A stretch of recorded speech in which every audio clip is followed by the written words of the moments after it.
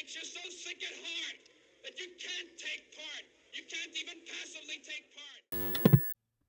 For the past few years, Russell Brand has turned from a kind of quirky, eccentric, half-decent comedian and actor to an absolutely unhinged conspiracy theorist who has amassed a massive following on YouTube. His subscriber count is now pretty much 6 million people, which is huge. Mostly on the back of, well, anti-vax views and other controversial sort of New World Order, very Alex Jones territory, perhaps not as unhinged as Alex Jones, but definitely, I think, in a kind of scarily messianic way in which he communicates to his audience. I think the advantage that someone like Russell Brand has is that he has a very dominant personality. He can appear on screen, when he's being interviewed, and he's always in control of a conversation, and he does this. It's like a natural talent that he has. When he's speaking to his audience, he kind of softens them up in ways that he makes them feel that they are smarter, more intelligent, for merely for the fact that they are listening to him. So he is like a cult leader, and he pretty much looks and dresses like a cult leader these days as well. So he's very effective at this, and I think the people who follow him are people who think that, oh, this guy is really speaking truth to power. This guy is telling me that everything that I know or everything that everyone else knows is wrong, and that I am the only one who knows truth because I listen to what he has to say. And you see it from other people in this kind of ecosystem as well, like sort of the Jimmy Dores, etc. But I think Russell Brand is particularly effective in his rhetoric in doing this, precisely because he has that kind of socially dominant personality that he has. Anyway, what's the actual news story is that he is complaining that he got censored. So when I saw this on Twitter, I was like, oh wow, he finally got banned from YouTube. Because quite frankly, most of what he says is demonstrably wrong, very bad anti-vax takes, things like that. Always, with a guise of plausible deniability, which is what they always do. But it's basically anti-vax crap. And so my first thought, he finally got banned. And not quite what happened. So let's look and hear from himself what actually happened. We have been officially censored by YouTube. They took down one of our videos for misinformation. Whoa.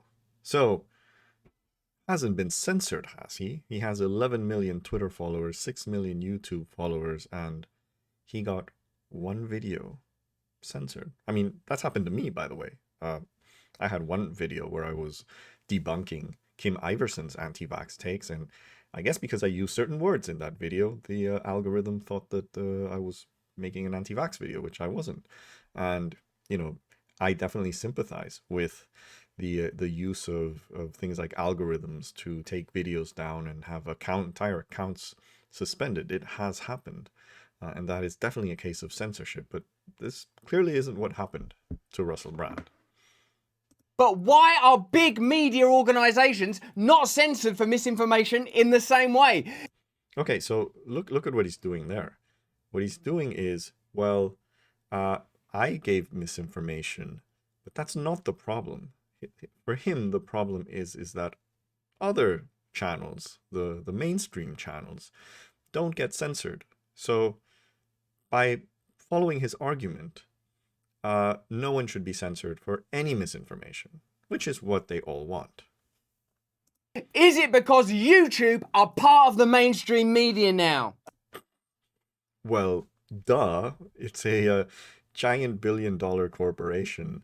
Of course it's mainstream by now. I mean, the fact that they allow independent channels to exist doesn't mean that YouTube isn't part of the mainstream media, because it also hosts all these other mainstream channels. So, my channel's there, but so is MSNBC, so is Fox News. All these are, it's YouTube isn't really a media company, is it? It's a platform. So why is it being, he's trying to make it seem that YouTube is sort of like another MSNBC. But it's not really the way one should look at how, these tech companies work. Earlier this month, we did a video about the changing narratives around COVID, the pandemic, and COVID treatments. What do you think he's talking about there? The changing narrative. Of course, it's anti-vax crap. That's designed, or rather presented as something else. It's presented as, well, alternative treatments, or this little tiny bit that some scientist said at some point ended up being wrong. So then everything must be wrong. That's what they love to do. Whenever he's wrong about something, no one's ever like, oh, well, he was wrong about this, then maybe we shouldn't listen to him about anything else that he says. But that's the same logic that he wants people to follow when the mainstream media makes a mistake. In which we cited information on official government websites, which we misinterpreted. I'll have to be careful talking about it now, because I don't want to make the same mistake that's had one of our videos pulled down and an official warning issued. The good news is we're moving to Rumble. All of our content is up on Rumble first, and we'll be streaming on Rumble every day. We have been... Of course. This was all leading up to this. persecuted for misinformation, and it's right, we have a... Persecuted? His site is still on YouTube. He got a warning. His site is still there. I mean, all these people complaining about being persecuted and being censored, it's not happening. I mean, Steven Crowder makes the most racist, transphobic, homophobic videos you can imagine. He's still there. I mean, you gotta be kidding me. I mean, there's such a light touch that YouTube applies to videos after they reach a certain amount of followers, or just in general the activity, because they generate revenue for YouTube. So that's why Jimmy Dore can also be fundamentally an anti-vax channel, along with this guy. They all have more than 1 million followers. So it's money coming in. Responsibility to make sure that the information we convey is absolutely 100% as accurate as it possibly could be. In the mistaken video, we said that the NIH were recommending the use of... What we should have said is they're trialing... That's what we should have said. You pointed that out to us. We made an apology video. We've taken that down as well. YouTube took... Wait, so he admits that what he says was wrong. And this is clearly, we can see where he was going with this. He said the NIH was recommending a certain treatment, and we all know which one he's talking about, a certain horse dewormer. And now he's complaining that okay, the video was taken down because he gave something that is fundamentally false. He gave information that he knows is false. And then he made a video admitting that it was a mistake. But did he take down the original video? I don't think he did. So that video is still there. Unless you end up looking at the apology video, you will not know that the other video is still what he thinks about this particular issue. Down our original video. We've taken down the apology video because in case we reiterate the claim while apologizing for it. So both of those videos you can watch right now on Rumble. They're still live on Rumble. That's the reason we're joining them, because... So we put both videos up, including the original video, so you can see the original. This is ridiculous. This is ridiculous. Absolutely ridiculous. Yeah. I mean, if I make a textbook and I write a chapter that's absolutely wrong on everything, then I make another edition of that textbook, which says that the first edition of that textbook has a chapter that's entirely wrong. Do I keep selling the first edition? That he's basically saying that he's still publishing the first edition. You just have to also read the second one to know that what's written in the first edition is wrong. That's what he's doing. So they're not going to censor our content. And this misinformation strike and takedown demonstrates exactly what it is we're talking about. We made an error, in my opinion, a relatively small error, and we're being penalized. An error that can kill people. And I'm going to explain a bit more about this towards the end of the video.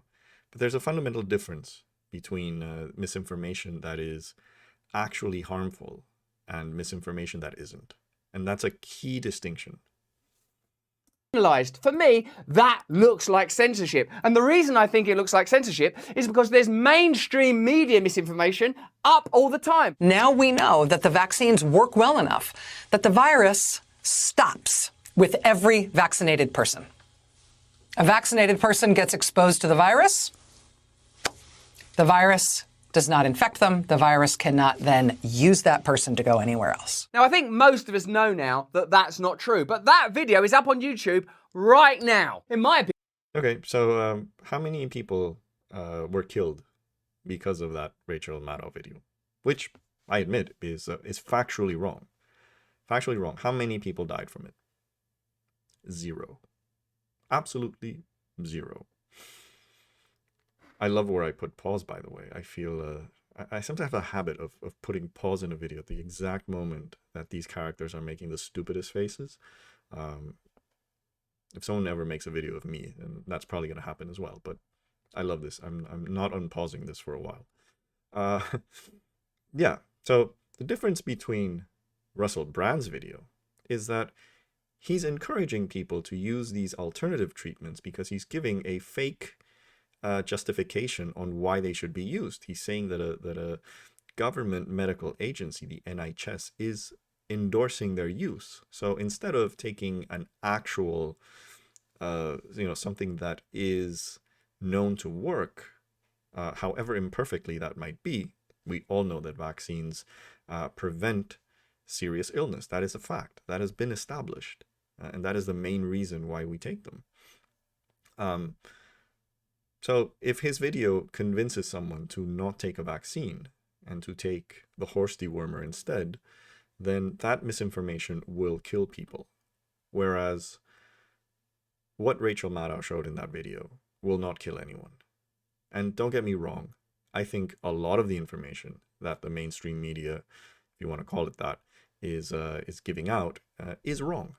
And they should be, the standard should be the same. In that sense, I agree with him. But his solution is not that everyone should be held to the same standard. His solution is that there shouldn't be a standard, that there shouldn't be any censorship at all. And that's fundamentally wrong if we actually want to fight misinformation, especially misinformation that kills people or harms them in any way. That's misinformation. So we're asking, is there one standard for independent news broadcasters like us on our channel and a different standard for what we would call the mainstream media?